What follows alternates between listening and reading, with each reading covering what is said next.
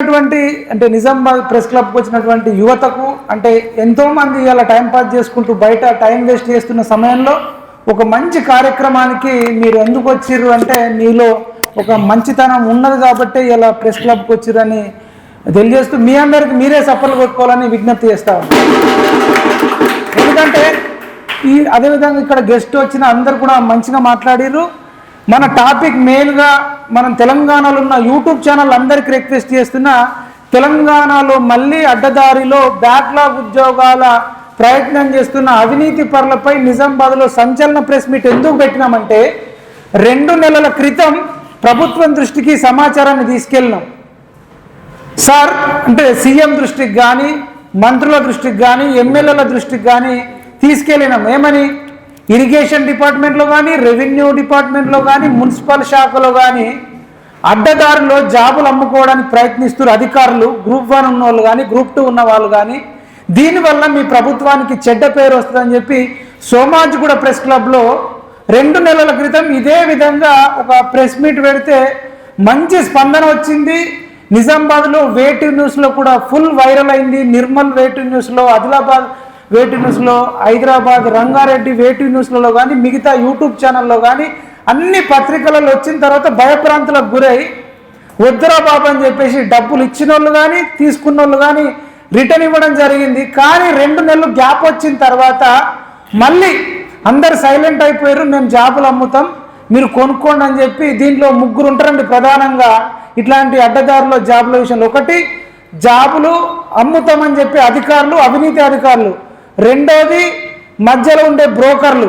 మూడోది, చదువు శాతగాక ఇండైరెక్ట్గా జాబులు కొనుక్కుందాం, జాబులు కొనుక్కొని అంటే ఒక్కొక్క జాబుకు 10 లక్షలు, 15 లక్షలు, 20 లక్షలు ఇచ్చుకొని మళ్ళీ అవినీతి చేసి మళ్ళీ మనం డబ్బు సంపాదిద్దామనే ఈ 3 ఉంటారు. ఈ 3 మీద ప్రెస్ మీట్ పెట్టడానికి నిజామాబాద్కి వచ్చినాం. అన్న ఓన్లీ నిజామాబాద్లోనే పెడతావా అంటే నిజామాబాద్లోనే కాదు, తెలంగాణలో ఉన్న అన్ని 33 జిల్లాలకు తెలంగాణ నిరుద్యోగ రక్షణ చేసి వెళ్తుందని నిజామాబాద్ కంటే సాక్షిగా మీకు హామీస్తుంది. ఎందుకన్నా నువ్వు నిజామాబాద్లోనే మొట్టమొదటిసారిగా మరి ఇక్కడ ప్రెస్ మీట్ పెడుతున్నావు? తెలంగాణలో ఇన్ని 33 జిల్లాలు ఉన్నాయంటే మైపాల్ యాదవ్ అని నేను నిజామాబాద్ జిల్లాలోనే పుట్టిన వ్యక్తిగా ఈ పుట్టిన గడ్డ రుణం తీర్చుకోవాలి కాబట్టి దర్పల్లి మండలం మైలారం గ్రామం అంటే ఇటు డిచ్పల్లి, అటు జక్రాన్పల్లి, అటు ఆర్మూర్, భీమ్గల్కు మధ్యలో ఉంటుంది మైలారం గ్రామం. నేను చదువుకుంది జెడ్పిహెచ్ స్కూల్లోనే. 10th వరకు ఊర్లో చదివి intermediate church of south India ఇక్కడనే కంటేశ్వర్లో ఉంటుంది, సిఎస్ఐ కాలేజ్ అంటారు. కాలేజ్ ఫస్ట్ నేను 2004, 2006 బ్యాచ్లో మీరు ఎంక్వైరీ చేస్తే MPC, BiPC, CEC, HEC, English medium, Telugu medium అంతా కలిపి ఒక 2000 మంది వరకు ఉంటే ఆ 2000 మందిలో 2 సంవత్సరాలకు హైయెస్ట్ మార్కులు వచ్చింది ఎవరంటే మైపాల్ యాదవ్.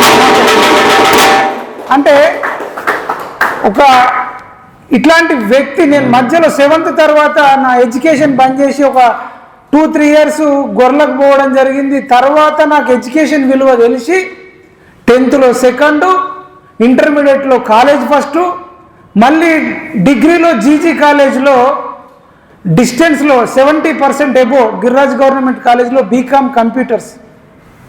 అట్లా చదివిన నేను ఇక్కడ నీళ్లు తాగిన నిజామాబాద్ బస్ స్టాండ్లో దిగి ఒక 10 రూపాయలు అట్లా ఉంటుండే అరటి పండ్లు కొనుక్కొని 10 రూపాయలు జీజీ కాలేజ్ దాకా నడుచుకుంటూ వెళ్ళి డిగ్రీ చేసేది. ఎందుకు చెప్తున్నా, మీరు యువత అట్లా కష్టపడే తత్వాన్ని నేర్చుకోవాలి. డబ్బులు లేకపోతే అరటి పండ్లు దీనైనా చదువుకోవాలి. చదువు ఒక్కటే మనకు మార్గం. మన బాబాసాహెబ్ అంబేద్కర్ కూడా మనం పుట్టకన్నా ముందే పుట్టి ఆయన లండన్లో, అమెరికాలో చదువుకున్నాడు. అట్లాంటి వ్యక్తిని మనం ఆదర్శంగా తీసుకోవాలి. ఇక్కడ మనం ఎందుకు పెట్టినాం? భగత్ సింగ్, ఇప్పుడు సుభాష్ చంద్రబోస్ది, ఛత్రపతి శివాజీ ఫోటోలు వట్టిగా పెట్టలే. ఛత్రపతి శివాజీ 16 ఏళ్ళ వయసు ఉన్నప్పుడే ఒక దుర్మార్గుడి తల నరికి అమ్మాయిలకు రక్షణగా నిలిచి మరాఠాలో ఇప్పుడు ఛత్రపతి శివాజీ మహారాష్ట్రలో దేవుళ్ళ లెక్క కొలుస్తారు. అనేక యుద్ధాలు గెలిచిన యుద్ధ వీరుడు ఛత్రపతి శివాజీ. న్యాయానికి, ధర్మానికి మరి సపోర్టుగా ఆయన యుద్ధాలు చేసి మన మహిళలకు రక్షణగా నిలిచిన వ్యక్తి. దేశాన్ని రక్షించిన వ్యక్తి ఛత్రపతి శివాజీ.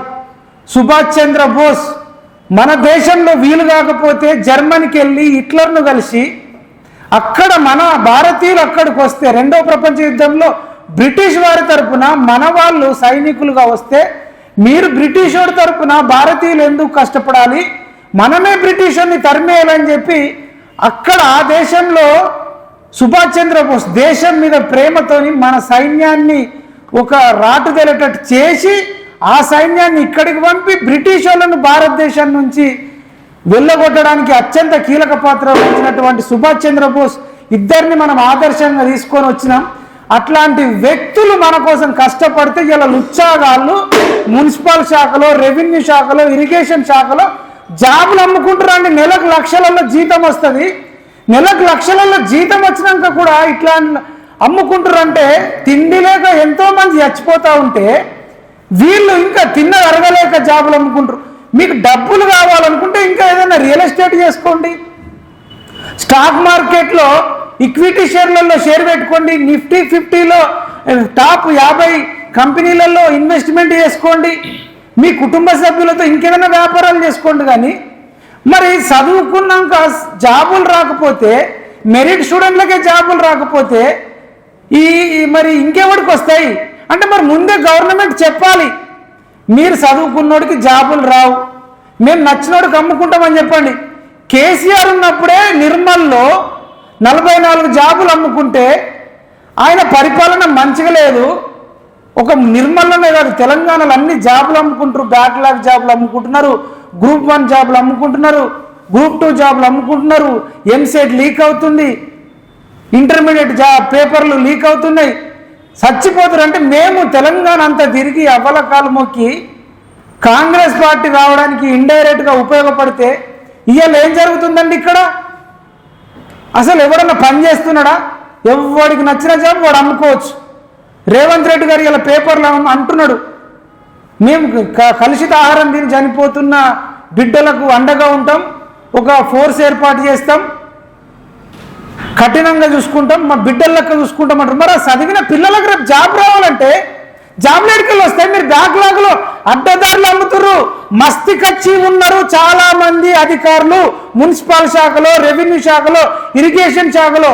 మీకు ఒకటి చెప్తారండి, కరీంనగర్ మాజీ ఎంపీ బోయిన్పల్లి వినోద్రావు అన్న కూతురు అంటారు సరితరావు అట. ఆమె జాబ్ ఏం ఎగ్జామ్ రాయలే, డైరెక్ట్ ఏఈ జాబ్ ఇచ్చేస్తే నెలకు 1,50,000 జీతం, నెలకు 1,50,000 జాబ్ రాయలే, జస్ట్ ఇంటికన్నా దాన్ని ఎమ్మటి జాబ్ కూడా చేయలే, 2 ఏళ్ళు జాబ్ చేసింది. నెలకు 1,50,000 అంటే 12 నెలలకు ఎంత అవుతాయండి? 18 లక్షల జీతం, 2 ఏళ్ళ కంటే 36 లక్షలు. ఆమె ఎగ్జామ్ రాయలే, ఏం చేయలే, 36 లక్షల జీతం తీసుకుంది. మరి మనం అడగొద్దా? ఇట్లాంటి వాళ్ళు ఉన్నారని చెప్పేసి మనము ఈ కాంగ్రెస్ ప్రభుత్వం రావడానికి మీరు అందరూ ఓట్లేస్తే ఈ ప్రభుత్వంలో కూడా అడ్డదారిలో జాబులు అమ్ముకుంటారు. ఇట్లాంటిది మన దృష్టికి వచ్చింది. ఇంకా మీరు చెప్పాలంటే 2020లో కానీ 2022లో కానీ అనేక మంది అనేక జాబులు అమ్ముకుంటున్నారు. ఒక్కొక్క జాబ్కు 30 లక్షల చొప్పున. అంటే జాబులు వచ్చినోడే జాబులు అమ్ముకుంటున్నాడు, జాబులు వచ్చినోడే జాబులు అమ్ముకుంటున్నాడు. కాబట్టి మేము ఈ గుట్టు చప్పుడు కాకుండా జాబుల మీద ప్రతి ఒక్క యువత కొట్లాడాలి. మన శక్తి సరిపోదు కాబట్టి నిజామాబాద్ యువత చాలా జెన్యూన్ యువత. మనది అతి చిన్న జిల్లా కానీ అత్యంత అవినీతి పరులు ఉన్న జిల్లా కూడా మనదే. అత్యంత మంచి వ్యక్తులు, మంచి యువత ఉన్న మన జిల్లాలోనే మీరందరూ కూడా సపోర్ట్ చేస్తారని తెలియజేస్తూ మేము ఫైనల్గా చెప్తున్నాం, ఎవరైతే ఈ జాబులు కొనాలనుకుంటారో ముఖ్యంగా మీరు విరమించుకోండి. మీరు విరమించుకోకపోతే కనుక మేము కోర్టుకైనా వెళ్ళి మీ జాబులు వీకిస్తాం, ఇన్వెస్టిగేట్ చేస్తున్నాం, మీ పేర్లన్నీ తెలుసుకుంటున్నాం. తర్వాత ఇప్పుడు మన హరీష్ రావు పిఏ జాబ్ అమ్ముకున్నాడంటే పైసలు ఇచ్చిండు ఒక ఆయన సెక్యూరిటీ జాబ్ కోసం. ఆయన జాబులు రాలేదు, డబ్బులు పోయినాయి. ఇప్పుడు రోడ్ల మీద తిరుగుతుండే ఒక వ్యక్తి. మీ బతుకర్లు కావద్దు అంటే ఈ దొంగలు ఏం చేస్తారంటే అవినీతి అధికారులు ఎక్కువ మంది దగ్గర కూడా డబ్బులు కలెక్ట్ చేస్తారు, కొద్ది మందికి జాబ్ ఇస్తారు. ఆ కొద్ది మందికి కూడా అక్రమం. కాబట్టి రేపు కోర్టుకు వెళ్తాం, మీ జాబులు పోతాయి, డబ్బులు పోతాయి, పరువు పోతుంది. భారతీయుడు సినిమా ఇండియన్ 2 వచ్చింది, అందులో దొరికిన తర్వాత ఆ అవినీతి అధికారి యొక్క భార్య ఉరేసుకొని చచ్చిపోతుంది. మేము మళ్ళీ మీ పేపర్లలో లీకులు చేస్తే మీ కుటుంబ సభ్యులు నష్టపోయి ఉరేసుకొని చచ్చిపోయే రోజులు రావద్దని మీకు ముందస్తుగా హెచ్చరిస్తున్నాం. మీ డబ్బులు ఒకవేళ ఇస్తే మీ